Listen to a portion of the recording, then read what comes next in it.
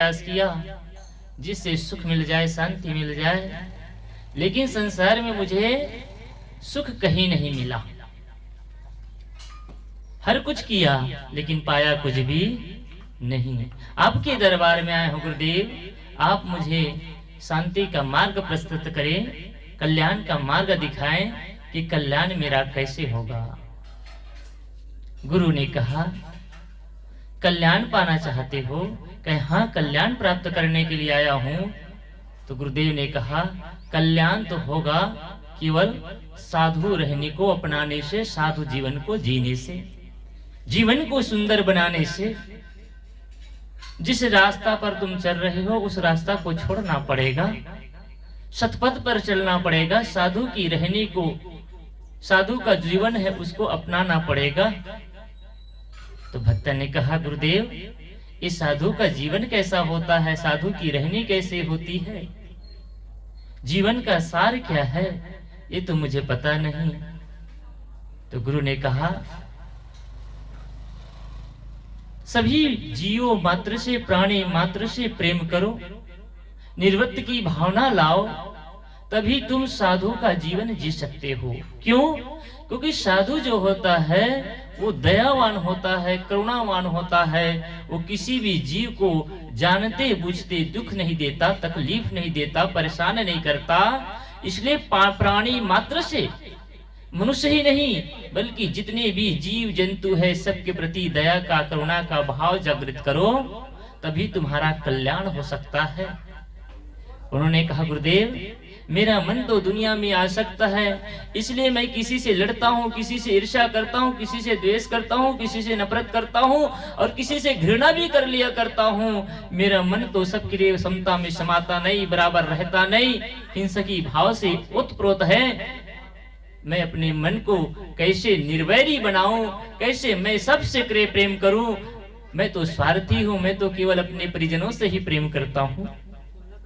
गुरु ने कहा, बेटा अगर तुम निर्वृत्त की भावना को जागृत करते हो, सबसे प्रेम करना चाहते हो और प्रेम पूर्वक जीवन जीना चाहते हो, तो इसके लिए तुम्हारे जीवन के जो सारे दोष हैं, नक्श से शिखा तक के जितने भी दोष हैं, उस दोष का त्याग कर दोगे तो तुम सबसे प्रेम करने लग जाओगे, तुम्हारा जीवन निर्वैरी हो जाएगा। उसने कहा, गुरुदेव सारे दोष, इस सारे दोष दूर कैसे होंगे, मैं निर्दोष कैसे बनूंगा? तो गुरु ने कहा कि बेटा इसके लिए तुम्हें हरि का भजन करना पड़ेगा। जब तक तुम हरि का भजन नहीं करोगे, हरि का चिंतन नहीं करोगे, तब तक तुम्हारे जीवन के दोष जाने वाले नहीं हैं। तो उसने कहा, अंतिम में फिर पूछा, गुरुदेव हरि का भजन कैसे होगा? क्योंकि मुझे तो ये भी पता नहीं कि हरि कौन है, हरि का भजन कैसे करना चाहिए। तो गुरु ने कहा कि बेटा हरि का भजन तो तभी तुम कर पाओगे जब तुम्हारे अंदर के अहंकार गल जाएगा, तुम्हारा हृदय सरल और पवित्र पावन हो जाएगा, तभी तुम भजन कर पाओगे, सत्संग कर पाओगे, और उस भजन और सत्संग से तुम मुक्ति को भी प्राप्त कर लोगे। गुरु कबीर साहब की वह साखी याद करें, आपा तजे हरि भजे, नक्शिक तजे विकार, और सब जीवन से निर्भय रहे, साधु मता है साध। गुरु कबीर ने कहा कि आपा तजे, सर्वप्रथम गुरुवर कबीर ने आपा नाम अहंकार को, आपा का दो अर्थ होता है। आपा का पहला अर्थ होता है अपना सत्व, जीव, चेतन, अपना स्वरूप, मैं, एक खुद चेतन जीव आपा कहलाता है। इसका पहला अर्थ यही होता है। क्योंकि यहाँ पर त्यागने की बात है, इसलिए आपा का दूसरा जो अर्थ होता है वो अहंकार होता है। अहंकार का त्याग करें। अहंकार के अग्नि में दहत सकल संसार, और तुलसी बाचे संजन, केवल शांति आधार। सारे संसार के लोग अहंकार के अग्नि में दग्ध है। हर आदमी अहंकार करता है, कोई रूप का अहंकार करता है, कोई धन का अहंकार करता है, कोई परिवार का अहंकार करता है, कोई बल का अहंकार करता है, कोई विद्या का भी अहंकार करता है, कोई दान धर्म करने का भी अहंकार करता है, तो कोई साधु होने का भी अहंकार कर लेता है। अहंकार तो कहीं भी घुस सकता है। जिन चीजों में हम अपने आप को बड़ा समझने लग जाते हैं, उसी से अहंकार हो जाता है। और ये अहंकार ही है जो हमें झुकने नहीं देता और जीने भी नहीं देता, प्रेम से रहने भी नहीं देता। अगर आपस में प्रेम से जीना चाहते हैं, परिवार में समता से रहना चाहते हैं, तो अहंकार को झुका करके ही रह सकते हैं। धर्म क्षेत्र में भी अहंकार को गला करके ही आप प्रभु की प्राप्ति कर सकते हैं, और परिजनों में भी रह करके अहंकार को गलाए बिना भी अपने परिजनों में प्रेम नहीं कर सकते। परिवार के प्रति प्रेम और गुरु संतों के प्रति भक्ति तत्व एक है, बस व्यक्त करने का ढंग अलग है। और दोनों के लिए एक चीज चाहिए, वो क्या है? अहंकार का विसर्जन। गुरु कबीर ने सुंदर कहा, पाहन फोरी गंगे निगरी, 34 पानी पानी। जब तक ये अहंकार रूपी शिला नहीं टूटता है, आप सबने गंगोत्री देखा होगा, ना भी देखा हो तो आप सिहावा क्षेत्र आ जाइए। मेरे यहाँ से 50-60 किलोमीटर पड़ता है। सिहावा पहाड़ से महानदी निकली हुई है, या फिर आप कभी अमरकंटक गए होंगे, वहां से नर्मदा नदी निकली हुई है। जितनी भी नदियां निकलती है वो चट्टान को, शिला को तोड़ करके निकलती है, और मैदानी भाग में आकर के वो अपना पानी फैला देती है। इसी प्रकार से जब तक हमारे अंदर ये अहंकार, हृदय का अहंकार नहीं टूटता, कठोरता, हम तो कठोर बने हुए हैं, हमारा हृदय कठोर है। किसी के दुख को, किसी के तकलीफ को देकर हमारा मन पसीजता नहीं है, बल्कि उल्टा जीव जंतुओं को मार करके खा जाते हैं, हिंसा करते हैं, परिजनों में एक दूसरे को सताते हैं, दुख देते हैं, और दुख दे करके ही हम सुखी होना चाहते हैं। आदमी धर्म के नाम पर भी बलि देता है। बताइए, क्या किसी जीव को हिंसा करके, किसी जीव को मार करके धर्म हो सकता है? अरे ये तो क्रूरता का प्रतीक है। जब तक हमारा हृदय पावन नहीं होगा, पवित्र नहीं होगा, कोमल नहीं होगा, सरल नहीं होगा, तब तक भक्ति भी नहीं हो सकती और आपस में प्रेम भी नहीं हो सकता। इसलिए अहंकार का त्याग करें। अहंकार के त्याग करने से ही भजन होता है। जब तक अहंकार का त्याग नहीं करेंगे, तब तक आप भजन भी नहीं कर सकते हैं। अब कई लोग तो, आदमी धर्म भी करता है तो अहंकार की पुष्टि के लिए करता है, सत्संग भी करता है तो अहंकार के पुष्टि के लिए करता है। बड़े बड़े दान करने वाले भी देखिए, 100 रुपए, 200 रुपए, 500 रुपए का दान देगा और अपना नाम चाहता है कि मेरा नाम हो ले, और कदाचित भूल जाए नाम लेने वाला, उद्घोषक नाम लेना भूल जाए तो आदमी लड़ने भी चला जाता है। अरे सबका नाम लिया, मेरा नाम कैसे छोड़ दिया? सही कि नहीं? देखिए, जितने हमारे महान वैज्ञानिक हुए हैं, कितने सारे हमको आज आविष्कार करके दे दिए। मोबाइल दिया, ये टेलीविजन दिए, गाड़ी, मोटरसाइकिल, कितने सारे आविष्कार किए हैं। और आप सबको किसी को पता है वैज्ञानिक कौन था? किसी को कोई वैज्ञानिक का नाम पता होगा?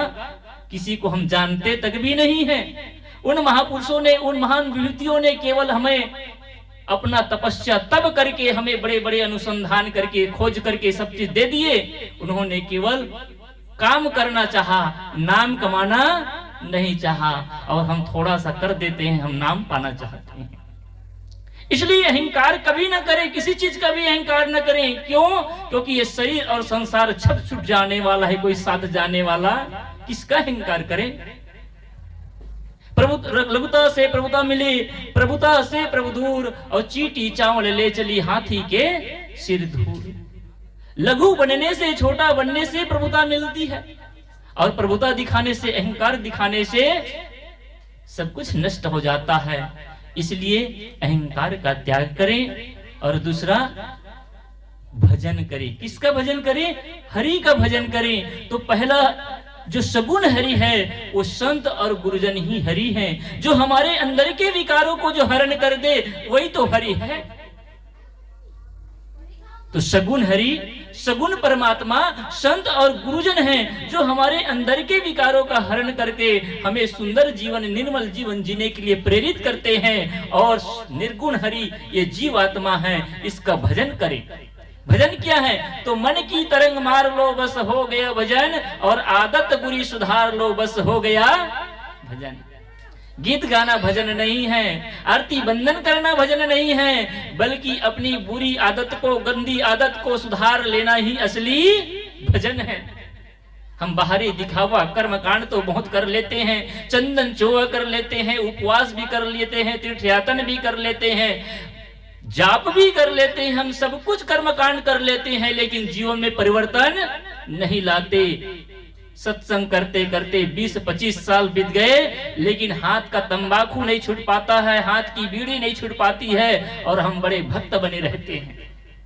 सत्संग क्या है? तो सत्संग एक ब्यूटी पार्लर है, सत्संग वह पाठशाला है, सत्संग वह परिवर्तन का स्थल है जहां आकर के हृदय परिवर्तन हो जाता है।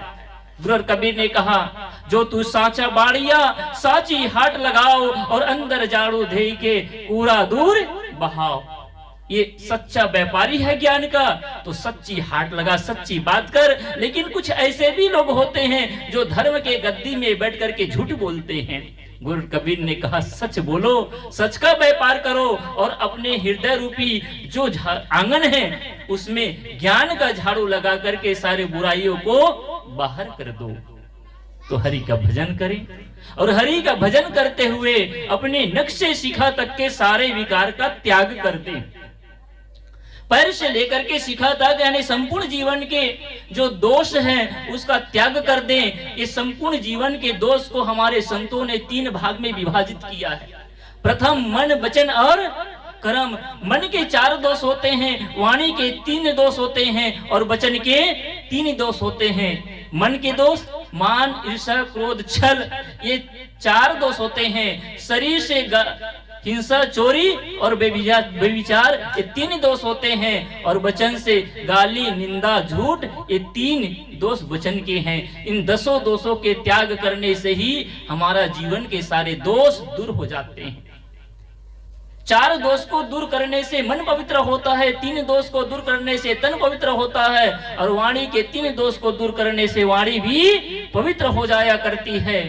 इसलिए किसी को गाली न दे, झूठ न बोले, और किसी की निंदा न करें। अगर हमारी कोई निंदा कर दे तो आप बुरा न समझें, लेकिन हम किसी की निंदा न करें। लेकिन उल्टा क्या है, हम कितनों भी दूसरे की बुराई करते रह जाएं, और हमारी कोई बुराई करे तो लड़ने लग जाते हैं। गुरु कबीर ने कहा, निंदक नीरक राखिए आंगन कुटी छवाएं। अगर कोई निंदक मिल जाए ना, तो उसके चन्नामृत लेकर के भी पी लो, उसको अपने आंगन में भी जगह दे दो। क्यों? क्योंकि कुत्ता जो है पीछे से भुगता है, सामने से भुगता है, लेकिन निंदक तो पीछे पीछे भुगता रहता है। कहने का तात्पर्य है कि हम अपने जीवन को पावन करें, सुंदर करें, सुंदर जीवन का निर्माण करें। वो तभी होगा जब हम अपनी गंदी आदतों का सुधार करेंगे। हमें दुख कौन देता है? अरे पत्नी दुख नहीं देती, पति दुख नहीं देता, भाई दुख नहीं देता, पड़ोसी दुख नहीं देता। संसार की कोई ऐसी शक्ति नहीं है जो आपको परेशान करे, आपको दुख दे। ऐसा कोई शैतान भी नहीं है, और कोई ऐसा देवता भी नहीं है। हमें दुख देने वाले और हमें सुख देने वाला हमारी गंदी आदत, हमारा गलत स्वभाव ही है।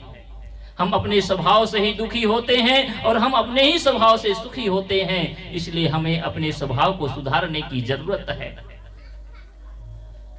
चौथी बात है कि सभी प्राणियों के प्रति प्रेम करना, करुणा का भाव रखना, किसी के प्रति हिंसा का भाव न रखना।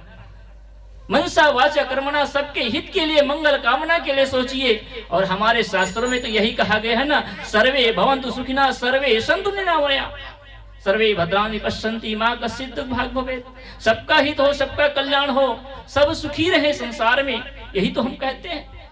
लेकिन जब पड़ोसी को देखते हैं तो ये भाव जागृत नहीं होता है। किसी के धन को देख करके, किसी के पद को देख करके, किसी की प्रतिष्ठा को लेकर के हम जल जाते हैं। संत गुरुजन कहते हैं, सबसे प्रेम करें, किसी भी प्राणी को जानते बुझते तकलीफ देने की भावना न हो। किसी के दिल को दुख न देना ही तो भक्ति है। किसी के दिल को दुख न पहुंचाना ही तो ये भजन है। हमने परमात्मा को केवल पत्थर में देखा है। जिस दिन हमें परमात्मा दिल में दिख जाएगा, सब घट में दिख जाएगा। घट घट में वही साइक बसत है, कटुक वचन मत बोल रे, घूंघट के पट खोल रे। गुरु कबीर ने परमात्मा कहाँ बताया? कुछ लोग कहते भी हैं, कबीर पंथी भाई एक साहेब परमात्मा नहीं मानता, भगवान नहीं मानता। कुछ लोग ऐसे भी बोलने वाले, ये लोग भगवान, परमात्मा, ईश्वर, खुदा कुछ भी नहीं मानते। नहीं, कबीर पंथी भी परमात्मा मानता है। कबीरपंथी भी ईश्वर मानता है और कबीरपंथी भी भगवान मानता है। लेकिन भगवान कहाँ मानता है? कबीरपंथी का परमात्मा कण कण में नहीं, घट घट में विराजमान होता है। आप सबके हृदय में परमात्मा का वास है, तो क्या करना है? उस परमात्मा को जानना है और जान करके जागना है। दो ही काम करना है। कबीरपंथ क्या कहता है कि परमात्मा को खोजना नहीं, क्योंकि परमात्मा मिलने वाला नहीं। अगर होगा तो मिल जाएगा क्या? क्या हमसे कहीं दूर चले गए? तो परमात्मा को खोजना नहीं, तो क्या करना है? कबीर मन निर्मल भया जैसे गंगा नीर, और पाछे पाछे हरि फिरे कहत कबीर कबीर। ये कबीर साहब का मार्ग है। परमात्मा को खोजना नहीं, परमात्मा आपको खोजते हुए आएगा। कब कैसे आएगा? जब अपने हृदय को पावन कर लेंगे, सुंदर कर लेंगे, आप अपने आंगन को बुहार लेंगे। सबरी यही किया करती थी, याद रखिए। जब श्री रामचंद्र जी सबरी के दरबार में, उसके घर में, कुटिया में पहुंचे, तो सबरी क्या करती थी? रोज झाड़ू लगाया करती थी, फूल बिछाया करती थी और सुंदर सुंदर फलों को वो चयन करके इकट्ठा करके रख लिया करती थी अपने प्रभु के आगमन में स्वागत के लिए। अगर हमारा आंगन साफ नहीं है तो परमात्मा कैसे आएगा? ये हृदय रूपी आंगन को साफ कर लेंगे, परमात्मा एक दिन जरूर आ जाएगा, क्योंकि परमात्मा कहीं खोया भी नहीं है, इसलिए पास में है। इसलिए चौथी बात क्या करना है? सभी प्राणियों से प्रेम करें। पत्नी से प्रेम करें, भाई से प्रेम करें, पड़ोसी से प्रेम करिए। पूरे प्राणी मात्र से जब प्रेम करने लग जाएंगे तो परमात्मा प्रेम में ही मिल जाएगा, ढूंढना नहीं पड़ेगा। और जब इस प्रकार से साधु रहने को जीवन में धारण करेंगे, इसका जीवन का सार को समझ करके सुंदर पवित्र जीवन बनाएंगे, तो इस जीवन का भी कल्याण हो जाएगा। बस अभी इतना ही कहते हुए अपने वाणी को विराम देता हूँ। बोले सद्गुरु देव की।